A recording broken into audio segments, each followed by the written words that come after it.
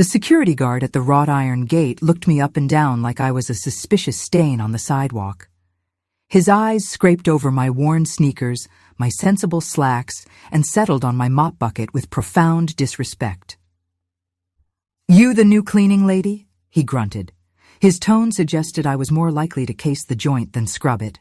I straightened my aching back, 70 years old, mind you, and met his gaze. "The term," I said, deadpan as a stone, "is domestic maintenance specialist. But yes, Sonny, I'm here to ensure your tech bro billionaire doesn't drown in his own dust. My name's Gladys." 3 months ago, if you'd told me I'd be standing at the gates of Falconwood, the Silicon Valley modernist fortress of one Kieran Vance, at 5:45 in the morning with a caddy of industrial cleaners and a heart full of gravel, I'd have cackled until my tea went cold. Back then, I was Gladys Finch, retired school librarian, widow of Harold for 40 blessed years, living a quiet, dignified life in Sacramento. My biggest worries were my rose bushes and the occasional noisy neighbor. Then Harold left me. Not by choice, a swift, brutal stroke took him over his morning crossword. The grief was a canyon, but the discovery? That was the earthquake that swallowed the canyon whole.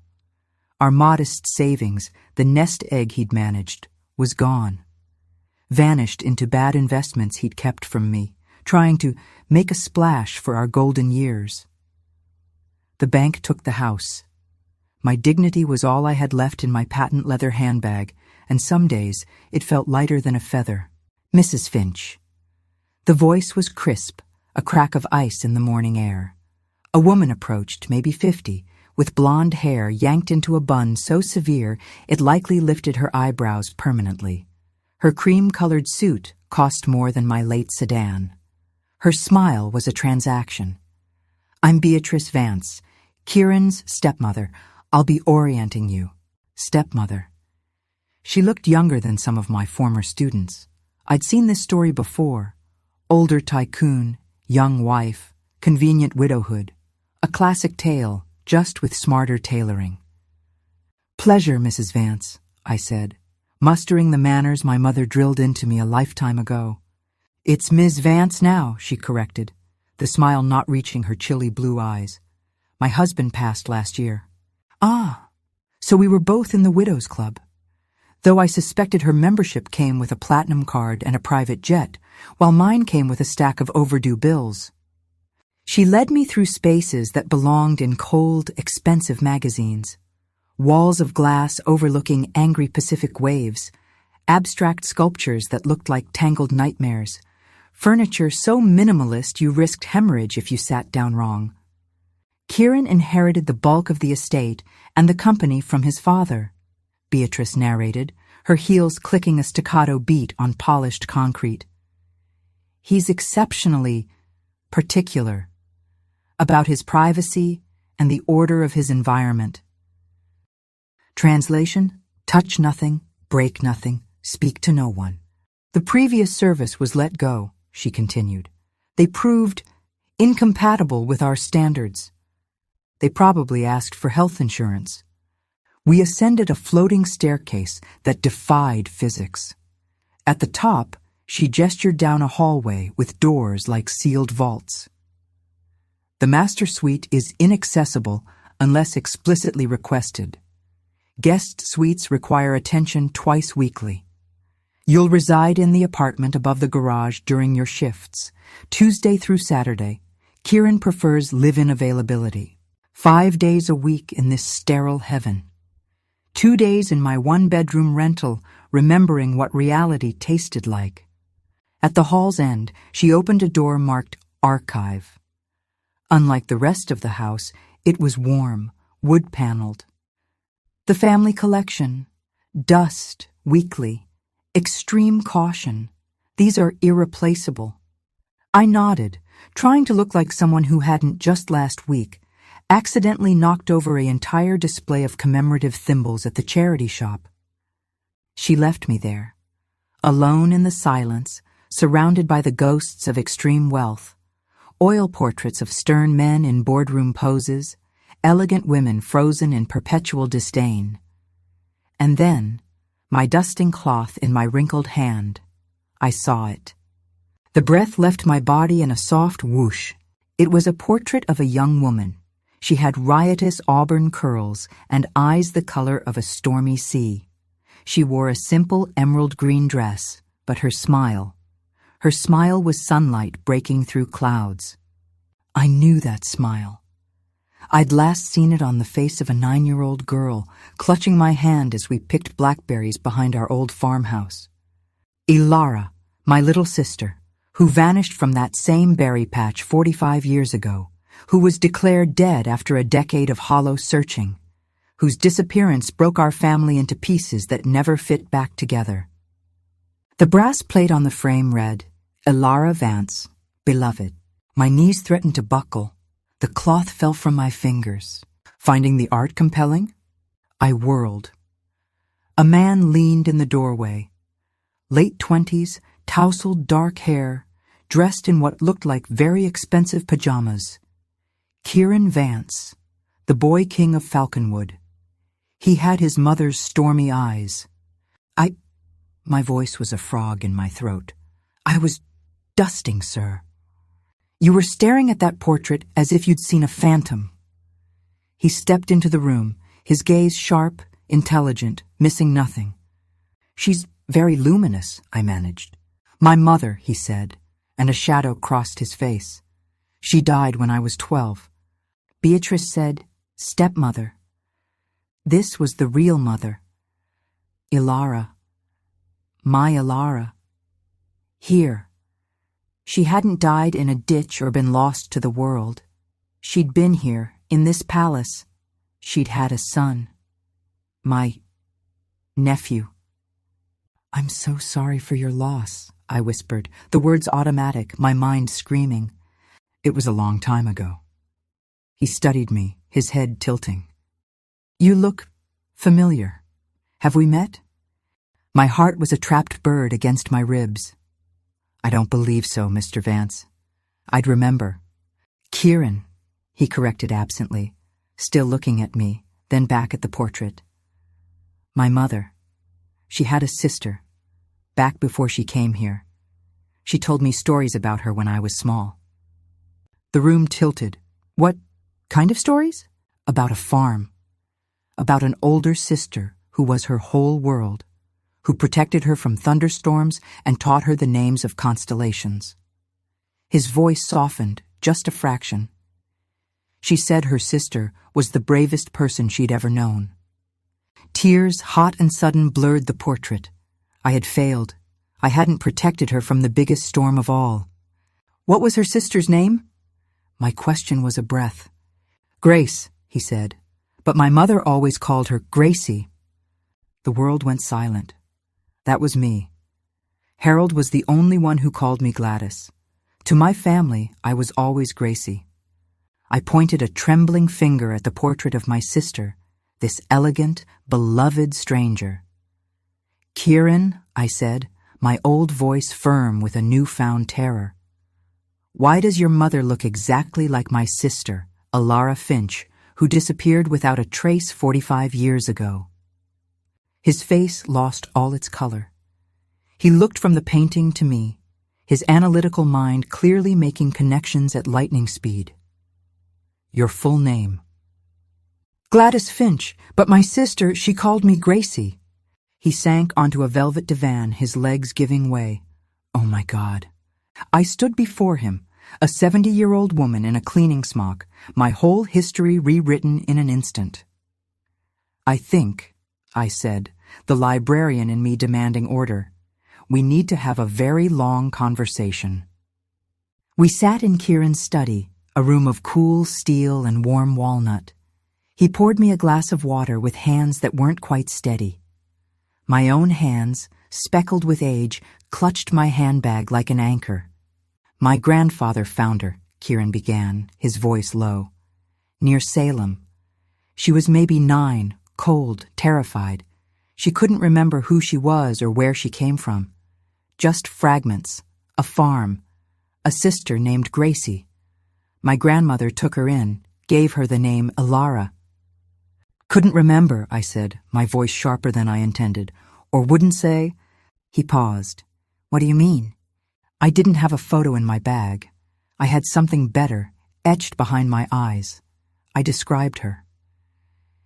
She had a scar here, I said, touching my right knee, from falling out of the apple tree trying to save a kitten, and a tiny strawberry-shaped birthmark behind her left ear. Kieran's eyes widened. He stood, went to a sleek panel on the wall, and tapped it. A digital frame lit up, cycling through family photos. There she was, laughing on a sailboat. The wind swept her hair aside. Behind her left ear, a faint, strawberry-shaped mark. My heart cracked open. Your grandfather didn't find a lost child, Kieran. He took one. He took my sister. That's impossible. My grandfather was a philanthropist. Look at the dates, I insisted, the schoolteacher coming out in me. Look at the geography. Salem is a direct route from our farm if someone was driving north, trying to put distance behind them. She was 9. She was scared. Likely told a story about a rich man who would give her a better life. What child wouldn't cling to that? He was silent for a long minute, processing. She had nightmares, he said finally. Well into her 20s. She'd wake up screaming for Gracie. My grandfather said it was just anxiety from the trauma of being lost. She was calling for me, I whispered, the old guilt surging up, bitter as bile. She started remembering more about 10 years ago, he continued. Became obsessed. Started asking questions, digging. My grandfather was furious, called her ungrateful, said she was tearing the family apart. He looked up, his stormy eyes meeting mine. She disappeared 8 years ago, right after she hired a private investigator. The pieces, jagged and ugly, began to click. Your grandfather took her once. What makes you think he wouldn't do it again? Silence her to protect the family name? The perfect philanthropic narrative? Because he's dead, Kieran said flatly. He died 2 years ago. Cancer. But Beatrice isn't. Something flickered in his eyes, distaste, suspicion. Beatrice and my mother were never close. When Mom disappeared, Beatrice was the first to suggest she'd run off, had a breakdown, that we should stop the search to avoid painful scrutiny. You didn't believe that. My mother loved me. She would never have left without a word. He stood abruptly. There's something she left for me. He led me to a panel of wood that slid aside at his touch, revealing a safe. Inside were not jewels, but files, a thin, well-worn dossier. He handed it to me. The top sheet was a photocopy of my high school graduation photo from the local newspaper. An arrow pointed to my face. In a flowing, familiar script, Elara's script, it read, My Gracie. Find her. Beneath it were other documents. A private investigator's report with my address, notes on Harold's death, pictures of my old library. My life, laid bare by a sister searching for me. She found me, I breathed. She was trying to get to you. Someone stopped her. He tapped the investigator's report. This man, Leo Brannigan. He died in a single-car accident 3 days after Mom vanished. Police called it suspicious but inconclusive. A chill, deeper than the Falconwood air conditioning, settled in my bones. Who else knew about him? Mom, Beatrice, and me, but only after. We looked at each other, the unspoken truth hanging between us. My sister's search had gotten an investigator killed, and now Beatrice, the elegant stepmother, was here, supervising the cleaning staff. Kieran, I said, my voice low and steady. I think your mother might not have run away. I think she might be in danger, or worse. The next morning, I was polishing bathroom fixtures so elaborate they probably dispensed champagne. Beatrice materialized in the doorway, a phantom in peach silk. Mrs. Finch, a word. It wasn't a request. I set down my cloth. Of course, Miss Vance. I understand you and Kieran had a Lengthy conversation yesterday in the archive. Her smile was a razor. Curiosity is an unattractive trait in staff. He was explaining the portraits, the history. I find it helps to understand a home to care for it properly. This is not a home, she corrected coolly. It is an estate, and its history is private.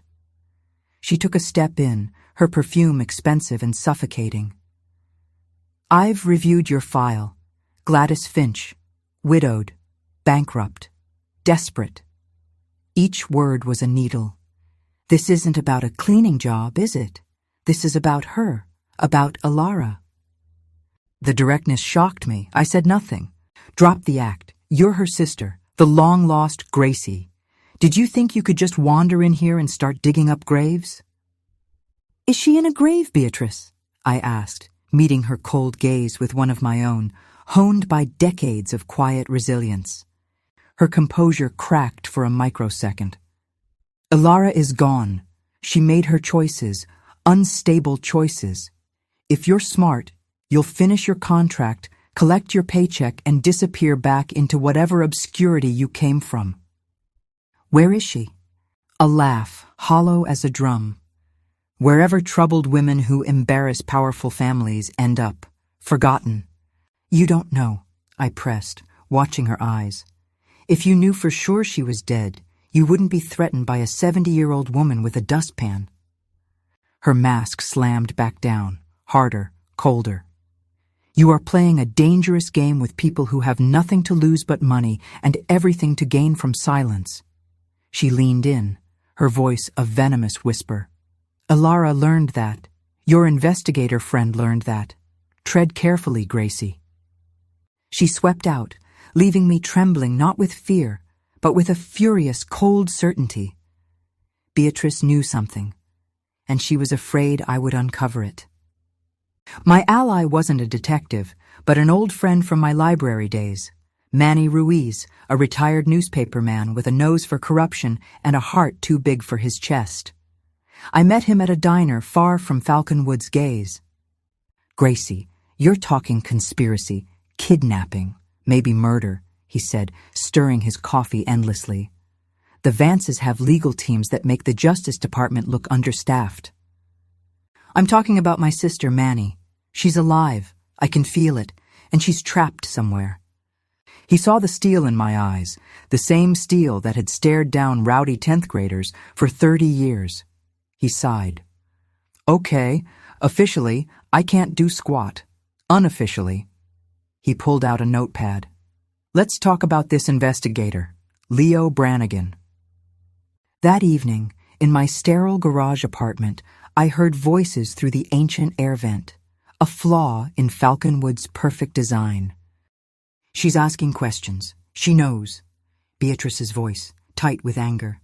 A male voice, gruff and unfamiliar, replied, We handle it like the others, permanently. It's too risky. Kieran is already suspicious. Another accident connected to this house would bring scrutiny we can't afford. Then we move the asset, tonight, to the Clearwater facility. Once she's there, she's a ghost. Asset, facility. My blood froze. They were talking about moving a person, Elara. They had her stashed somewhere. Fine, Beatrice snapped, but make it clean. No traces. I'll handle the paperwork. The voices faded. I sat in the dark, my mind racing. A Clearwater facility. They were going to move her tonight to someplace I might never find. I had no police, no resources. Just an old reporter and a billionaire nephew who might still be deciding whose side he was on. And a ticking clock. I found Kieran in his tech-laden den, staring at a wall of glowing data streams. They're moving her tonight, I said without preamble, to someplace called Clearwater. He spun in his chair, his face grim. I heard. I've been monitoring Beatrice's encrypted server for years. She just authorized a medical transport. He pulled up a file on a massive screen. Clearwater Manor, private, secure psychiatric facility upstate. Specializes in long-term, discreet care for troubled individuals from wealthy families. A picture of the facility appeared. Beautiful, tranquil, surrounded by imposing fences. A gilded cage. "She's been there all along, hasn't she?" I asked, my voice hollow. "I think so. Grandfather had her committed. Beatrice maintained it." He pulled up financials. $250,000 a year, paid from a blind trust, for round-the-clock therapeutic care. The bitterness in his voice was palpable. "They've been drugging my mother, holding her prisoner, for 8 years. We have to stop the transport." "And do what? Storm the gates? They have legal guardianship, medical authority. We'd be the criminals." I looked at this young man, born into unimaginable power, feeling utterly powerless. "Then we use what we have. You have money, I have the truth, and Manny Ruiz has a press list." A slow, determined light sparked in Kieran's eyes. It was the look of his mother, my sister, the fighter. "We need proof, not just of where she is, but of the original crime, proof that breaks their legal standing." "The woman from the church," I said, the memory from last night crystallizing. Beatrice mentioned handling it like the others. The investigator was one. Who was the first other, Kieran? Who helped your grandfather take a little girl from a berry patch 45 years ago? St. Ignatius looked smaller, shabbier, the parish my family attended. Manny and I sat in a back pew, the scent of old wax and dust familiar as grief. "Who would have known your routines, Gracie?" Manny asked. "Who would your mother have trusted?" "Sister Agnes," I said softly. "The formidable parish secretary, the keeper of all schedules, all confidences, all secrets. She'd taken a sudden sabbatical to care for a sick sister back east. Right after Elara vanished. We'd never seen her again. Kieran's money and tech found what my memory could not. A death certificate from Vermont 5 years ago. Agnes O'Malley. But also a trail of deposits into a nun's modest bank account in the months following Elara's disappearance. Deposits that matched withdrawals from a Vance family charitable fund. She was paid, I said, showing Manny the records Kieran had hacked. The church lady was paid to call my mother that day, to tell her my father was hurt at the mill, to get her to leave Elara alone in the berry patch. She was the bait, and the Vance grandfather was the net, Manny finished. But it's still circumstantial. We need a witness, or a confession. Agnes is dead. My parents are dead. Harold is dead. The weight of all that silence pressed on me. Not all of them. Kieran's voice came through my new, secure phone. I've been digging into the Clearwater staff. There's an orderly who's been assigned to patient EV since day one, a man named Royce. He was also on my grandfather's private security detail. 45 years ago. The net was closing, not just on Beatrice, but on the original sin. We found Royce in a tired bar near the Clearwater facility, a bulky man in his late 60s drinking alone, his face a map of regrets. Kieran approached him, dropping a thick envelope on the sticky table. Information on the Elara Vance case. The real case. Royce looked at the envelope, then at Kieran's fierce face, then at me, the living ghost of the girl he helped steal. Fear, then a profound weariness washed over him. "I've been waiting," he rasped. "Waiting for someone to come." He didn't touch the money. "The old man, Mr. Vance," he said he was saving her. "From poverty, from a broken home. He showed me pictures of your farm after a flood. Mrs. Finch, he made it sound like a rescue." He took a shuddering drink. By the time I realized it was a kidnapping, I was in too deep. He owned me. Then, years later when she started remembering, I was the one who drove her to Clearwater. She was so confused. She kept asking for her sister Gracie. My tears were silent, steady. "Beatrice runs it now," Royce said. "She's worse." The old man had a twisted kind of love for Elara. Beatrice only has contempt. She's been slowly reducing the medication, not to help her, but to make her seem more volatile, to justify more extreme measures. The transfer tonight isn't to another facility. It's to a surgical wing, for a full frontal lobotomy, to make her quiet forever. The world went white with rage. Kieran made a sound like a wounded animal. "I'll testify," Royce said, pushing the envelope back. "I'll tell everything, about the first trip and the last one. Just get her out." We couldn't wait for the law. The law moved slowly. The lobotomy was scheduled for dawn. Kieran's money bought instant, if questionable, help. A former Special Forces medic turned private contractor named Gideon. At 11 p.m., we stood in the woods outside Clearwater's high fence. Gideon, Kieran, Manny with a camera, and me. "I'm coming," I told them, brooking no argument. "She'll need to see a familiar face." Gideon disabled the outer sensors. Royce, inside, bypassed a door code. We moved through hallways smelling of antiseptic and despair. Room 314. She was so small in the bed. Her glorious hair was dull and thin. Tubes fed into her arms. But when I touched her hand and sang our old lullaby, "Hush, little Elara, don't you cry," her eyes fluttered open. Sea-green eyes clouded with drugs, but still hers. "Gracie," it was a child's whisper from a woman's bruised face. "Am I dreaming again?" "No, Berry girl, I'm here. I finally found you." As Gideon gently disconnected her IVs and lifted her, an alarm blared. Royce had been discovered. Shouts echoed. We burst out a service entrance as headlights swept the driveway. Not security. A long black car. Beatrice stepped out, her face a mask of icy fury. "Daniel, stop this insanity! You're kidnapping a mentally ill patient!" "I'm saving my mother from you," Kieran roared, standing between her and Gideon, who held Elara. "She is a danger to herself and to this family's legacy, your grandfather's name." "My grandfather was a monster, and you're his worthy successor," Kieran shot back. He held up his phone. "It's over, Beatrice. I've live-streamed everything from Royce's confession to this moment, to every major news outlet and the Attorney General's office. The world is watching." Beatrice's perfect composure shattered. Panic flashed in her eyes. She lunged not for Kieran but for me. You wretched, meddling old woman, you ruined everything." I didn't flinch. I stood my ground, a lifetime of strength in my spine. "No, Beatrice, you ruined it yourself. The moment you decided a human being was a problem to be erased." Sirens wailed in the distance, cutting through the cold night air.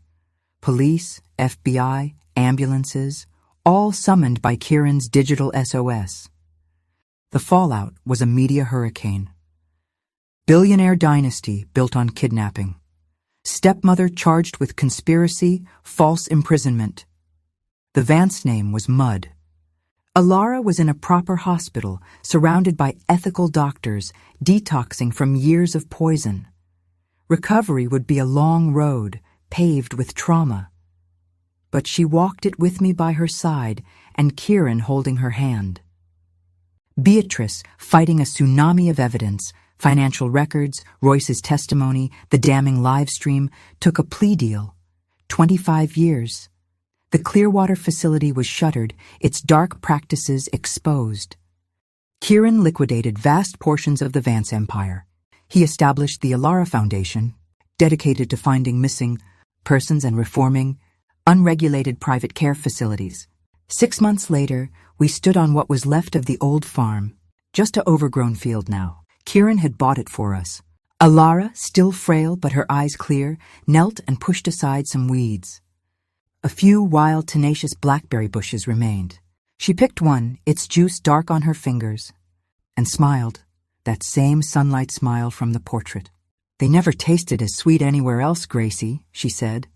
"Nothing ever does, Berry girl," I said, helping her up. "Home is a taste you remember." We lived together now, Elara and I, in a cozy cottage Kieran had built us nearby. Not out of guilt money, but love money. He visited often, the brilliant, wounded boy learning how to be a son.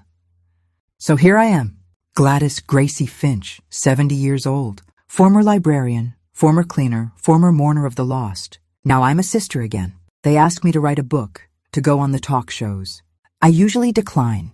The story isn't about billionaires or scandals for me.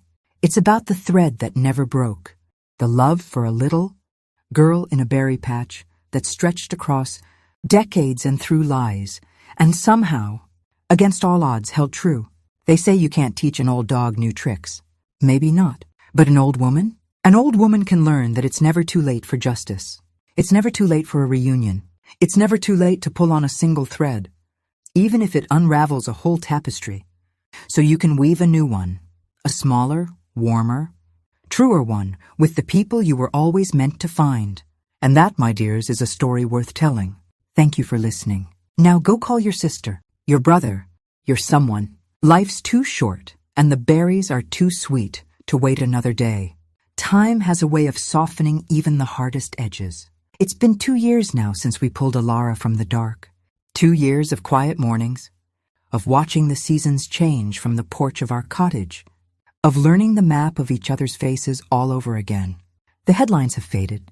Beatrice's trial is a closed chapter, a footnote in true crime blogs. Kieran? Well, he's shed the Vance name like a snakeskin. He goes by Kieran Ellis now, his mother's middle name. He sold Falconwood, that cold glass monument, to a software consortium. He says the echoes in the halls were too loud. He lives in the city, but he's here more often than not. He brings his new girlfriend, a sharp-eyed botanist who makes Elara laugh by explaining the stubborn science of our rose bushes. Elara's recovery isn't a straight line. Some days the memories flood back, the fear, the confusion of the lost years, the betrayal. She has a wonderful therapist, a no-nonsense woman named Diane who reminds me of my best friend from the library. On the bad days, Elara sits in the garden, her hands in the soil, grounding herself. On the good days, she paints. Vivid, wild canvases of berry patches, of starry nights, of 2 little girls holding hands. She's finding her voice, and it's a song of resilience. My role has shifted. I'm not the rescuer anymore. I'm just Gracie, the one who knows how she takes her tea, strong, with a drop of honey. The one who remembers the words to all the silly songs we made up. The one who sits with her in comfortable silence, the kind that only exists between people who share a history written in bones, not just in ink. This morning, I found her in the studio Kieran built for her, a sun-drenched room at the back of the cottage. She was working on a new painting. It wasn't of the past. It was of the 3 of us, right here on the porch. She'd captured Kieran's lopsided smile, the way I tilt my head when I'm listening, the peaceful set of her own shoulders. "It's not finished," she said, wiping a smudge of cerulean blue on her smock. "I can't quite get the light right." I came to stand beside her, resting a hand on her shoulder. "It's perfect," I said. And it was. It was us. Not as victims or survivors or heirs or cleaners, just as a family, pieced together from fragments, made whole by choice. Later, we took our walk, following the old path that leads to what was once the back acre of the farm. The land is a nature preserve now, another of Kieran's projects. The berry bushes have been encouraged to thrive. As we picked a small bowlful, the sun warm on our backs, Elara spoke. "Gracie, do you ever wonder what our lives would have been like if none of it had happened?" I paused, a fat, sun-warmed berry between my fingers. I've asked myself that question 10,000 times. The easy answer is yes. I wonder about the graduations, the weddings, the simple Tuesdays we were robbed of, the shared care of our aging parents, the way she might have teased Harold, and how he would have adored her. But the honest answer is more complicated. "I used to," I said slowly. "I used to ache for that other life, the one that was stolen. But I don't anymore." She looked at me, her sea-green eyes searching mine. "We can't have that life, Berry Girl," I said softly. "It's a ghost. Chasing it would only let the past steal our present, too. This life, the one we clawed back with our own hands. This is the real one. It's scarred, and it's quieter than we might have planned, and it's so terribly precious because of that." A tear traced a clean path through the dust on her cheek, but she was smiling. She linked her arm through mine, her grip firm. You're right. This is the real one. We turned and walked back toward the cottage, toward the smell of the pot roast I had simmering, toward the life we built from the ashes. So this is where the story rests, not with a bang, but with the soft click of a garden gate closing, with the sound of laughter from an open window, with the profound, ordinary peace of a shared evening. The mystery is solved. The villains are gone. The lost is found. What remains is the living. The gentle daily act of choosing each other, of watering the garden, of remembering the bad days without letting them drown out the good. They say every story needs an ending, but the best stories, the true ones, don't